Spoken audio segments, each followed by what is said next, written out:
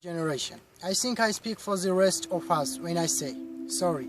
Sorry we left our mess of a planet. Sorry that we were too caught up in our own doings to do something. Sorry we listened to people who made excuses to do nothing. I hope you forgive us. We just didn't realize how special the year was, like a marriage going wrong. We did not know what we had until it was gone.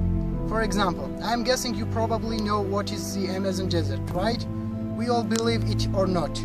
It was once called the Amazon rainforest, and there were billions of trees here, and all of them gorgeous and just Oh, you don't know much about trees, do you? Well, let me tell you that trees are amazing. And I mean, we literally breathe the air.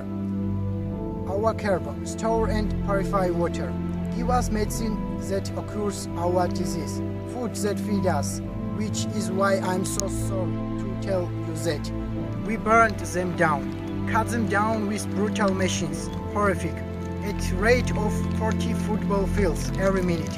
That's 50% of all the trees in the world, all gone, in the last 100 years. Why for this?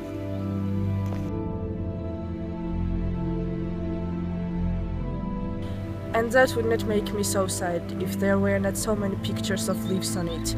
You know, when I was a child, I read how the Native Americans had such consideration for the planet that they felt responsible, for how they left the land for their next 7 generations, which brings me great sorrow because most of us today don't even think about tomorrow. So I'm sorry. I'm sorry that we put profit over people, greed over need, the rule of gold over the golden rule. I'm sorry we used nature as a credit card with no spending limits. Overdrafting animals to extinction, stealing your chance to ever see their uniqueness or become friends with them. Sorry we poisoned the ocean, can't even swim in them. But most of all, I'm sorry about our mindset, because we had the nerve to call this destruction progress. In Fox News, if you think that climate change is not a threat, I dare you to interview the thousands of homeless people in Bangladesh. See, while it was in your penthouse nestled, their homes were literally washed away beneath their feet due to the rising sea levels. And people who say that they love the smell of fossil fuels. Well, I argue to talk to the kids of Beijing, who are forced to wear pollution masks while they're going to school. You say you can ignore this, but this is a thing about the truth. It can't be denied, not avoided. So I'm sorry, future generations.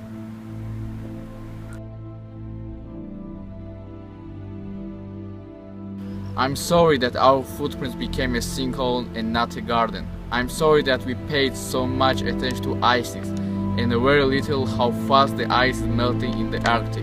I'm sorry we doomed you, and I'm sorry we didn't find another planet in time to move to. I'm so sorry. You know what? Cut the beat. I'm not sorry. This future do not accept it, because an error does not become a mistake until you refuse to correct it. We can redirect this how. Let me suggest that if a farmer sees a tree that is unhealthy, they don't look at the branches to diagnose it. They look at the root. So like that farmer, we must look at the root and not to branches of the government and not to politicians run by corporations. We are the root, we are the foundation, this generation. It is up to us to take care of this planet. It is our only home. We must globally warm our hearts and change the climate of our souls, and realize that we are not apart from nature, we are a part of nature. And to betray nature is to betray us. We save nature is to save us. Because whatever you are fighting for, racism, power, feminism, gay rights, of any type of equality, it won't matter in the last. Because if we don't all work together to save environment, we will be equally extinct. I'm so sorry. Poverty. Sorry. Racism. Sorry. Feminism. I'm so sorry.